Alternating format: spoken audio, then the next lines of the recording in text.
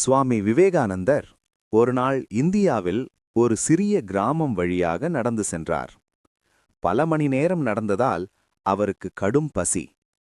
அவர் ஒரு மரத்தின் கீழ் அமைதியாக உட்கார்ந்தார்.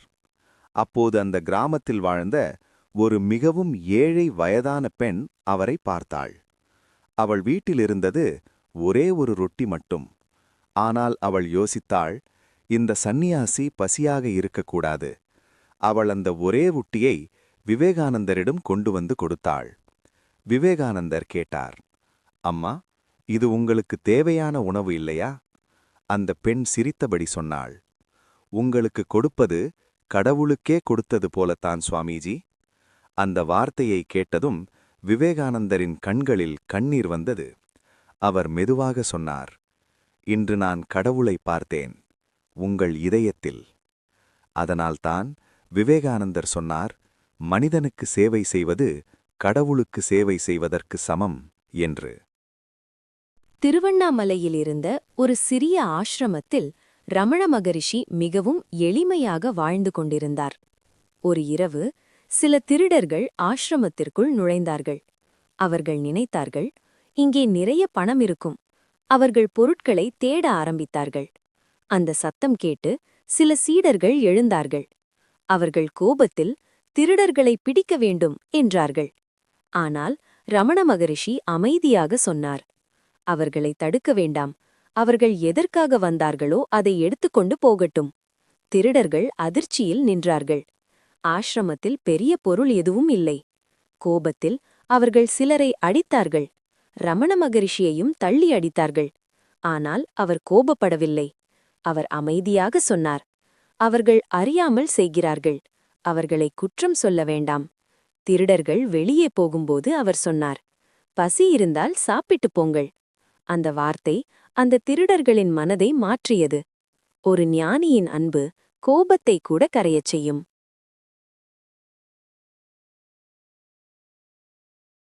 ஒரு சாதாரண மனிதன் ஒரு சிறிய கடை வைத்திருந்தவர் ஒரு இரவு தியானத்தில் அமர்ந்தார். அந்த இரவு முடிந்தபோது அவர் ஒரு சாதாரண மனிதரில்லை. அவர் ஆனார் உலகம் முழுவதும் மரியாதை செய்யும் ஒரு ஆன்மீக குரு. அவர்தான் வேதாத்ரி மகரிஷி. தமிழ்நாட்டின் ஒரு சிறிய கிராமத்தில் மிகவும் எளிமையான வாழ்க்கை வாழ்ந்தார் வேதாத்ரி மகரிஷி. ஆனால் அவரது வாழ்க்கை ஆரம்பம் மிகவும் கஷ்டமானது.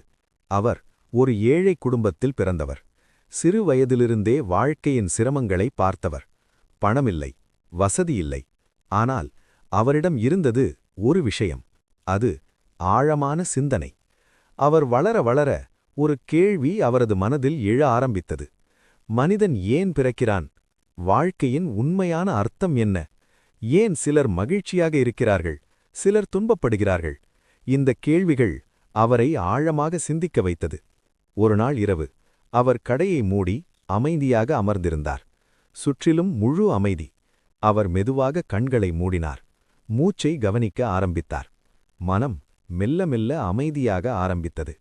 சில நிமிடங்களில் அவருக்கு ஒரு விசித்திரமான அனுபவம் ஏற்பட்டது. அவர் உடலை மறந்தார். நேரம் கூட நின்றது போல இருந்தது. அந்த அமைதியில் அவருக்கு ஒரு உணர்வு வந்தது. இந்த உலகத்தில் எல்லாமே ஒரே ஒரு சக்தியால் இயங்குகிறது. மனிதன் அந்த சக்தியின் ஒரு பகுதி. அந்த அனுபவம் அவரது வாழ்க்கையை முழுவதும் மாற்றியது. அந்த நாள் முதல் அவர் மனித மனதை ஆழமாக ஆராய ஆரம்பித்தார். கோபம், பயம், பேராசை, பொறாமை இவை எங்கிருந்து வருகிறது? அதை எப்படி கட்டுப்படுத்தலாம்? பல வருடங்கள் அவர் தியானம் செய்தார், சிந்தித்தார், ஆராய்ச்சி செய்தார். இறுதியில் அவர் ஒரு உண்மையை கண்டுபிடித்தார். மனிதன் தன் மனதை புரிந்து கொண்டால் அவன் வாழ்க்கை முழுவதும் மாறிவிடும். மெல்ல மெல்ல மக்கள் அவரை சந்திக்க ஆரம்பித்தார்கள். ஒருவர் தன் வாழ்க்கை பிரச்சனையை சொன்னார். மற்றொருவர் அமைதியில்லை என்றார். அவர்களுக்கு மகரிஷி ஒரே ஒரு விஷயம் சொன்னார், உன்னை நீ அறிந்து கொள், தியானம் செய். ஒருநாள் ஒரு இளைஞன் அழுதபடி சொன்னான், என் வாழ்க்கை முழுக்க தோல்வி. அப்போது மகரிஷி மெதுவாக சிரித்தார். பின்னர் சொன்னார், தோல்வி என்று ஒன்றே இல்லை, அது ஒரு அனுபவம் மட்டும். அந்த ஒரு வார்த்தை அந்த இளைஞனின் வாழ்க்கையை மாற்றியது. இப்படி ஆயிரக்கணக்கான மனிதர்களின் வாழ்க்கை மாற்றப்பட்டது. ஒரு சாதாரண மனிதன் ஆழமாக சிந்தித்ததால் ஒரு பெரிய ஆன்மீக குருவாக மாறினார். அதனால்தான் இன்றும் உலகம் முழுவதும் வேதாத்ரி மகரிஷி என்ற பெயர் மரியாதையுடன் பேசப்படுகிறது. அவரது வாழ்க்கை ஒரு கதையல்ல, ஒரு வழிகாட்டி, ஒரு உண்மை.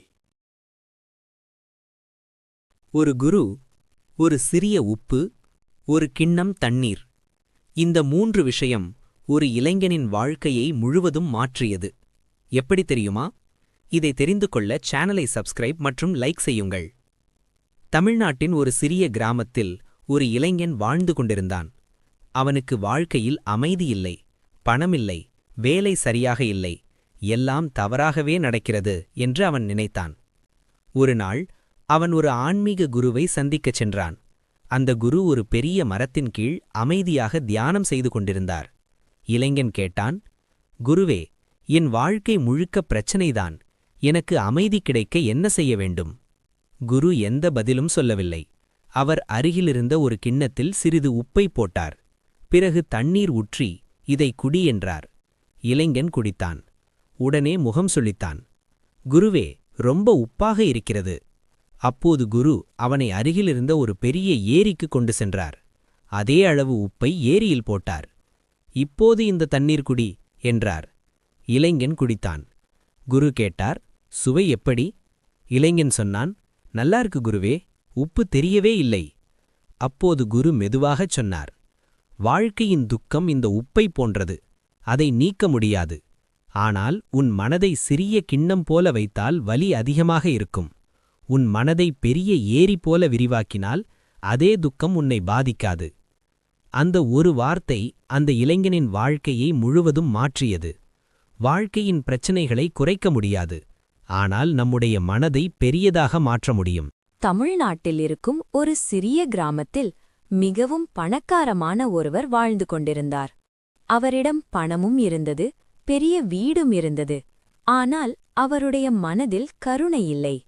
ஒரு மதிய நேரம் மிகவும் பழைய கிழிந்த உடையுடன் ஒரு முதியவர் அந்த வீட்டின் வாசலுக்கு வந்தார். அவர் மெதுவாக கதவை தட்டினார். வீட்டின் உரிமையாளர் வெளியே வந்தார். அந்த முதியவர் மெதுவாக கேட்டார், மகனே, எனக்கு கொஞ்சம் தண்ணீர் தருவாயா? அந்த பணக்காரன் அவரை தலை முதல் கால் வரை பார்த்தான். அவன் முகத்தில் அவமதிப்பு தெரிந்தது. பிச்சைக்காரர்களெல்லாம் இங்கே வராதீங்க, போங்க போங்க என்று கோபமாக துரத்திவிட்டான். அந்த முதியவர் சிறிது சிரித்தார். பின் அமைதியாக சொன்னார், நான் கேட்பது தண்ணீர் இல்லை, உன் மனசுதான். அப்படி சொல்லிவிட்டு அவர் மெதுவாக அங்கிருந்து நடந்து சென்றார். அந்த இரவு அந்த பணக்காரனுக்கு ஒரு விசித்திரமான கனவு வந்தது. ஒரு பெரிய ஒளி தோன்றியது. அந்த ஒளிக்குள் அதே முதியவர் நின்றார். அவர் சொன்னார், நான் ஒரு சாதாரண மனிதனில்லை, இந்த பூமியில் சுற்றி வரும் ஒரு சித்தர். உன் வீட்டிற்கு நான் வந்தது உன்னை சோதிக்கத்தான். பணமிருந்தாலும் கருணை இல்லாத மனம் வெறுமையானது. அவன் திடீரென விழித்தான். அவன் மனம் நடுங்கியது. அடுத்த நாள் அவன் அந்த முதியவரைத் தேடி முழு கிராமத்தையும் சுற்றினான். ஆனால் அந்த முதியவரை யாரும் மீண்டும் பார்க்கவில்லை. அப்போதுதான் அவன் புரிந்து கொண்டான், அவன் துரத்தியது ஒரு பிச்சைக்காரனில்லை, ஒரு சித்தர். இந்த கதை மூலம் நாம் கற்றுக்கொண்ட பாடம் என்னவென்றால், நம் வாழ்க்கையில் யார் எப்போது நம் முன் வருவார்கள் என்று நமக்கு தெரியாது.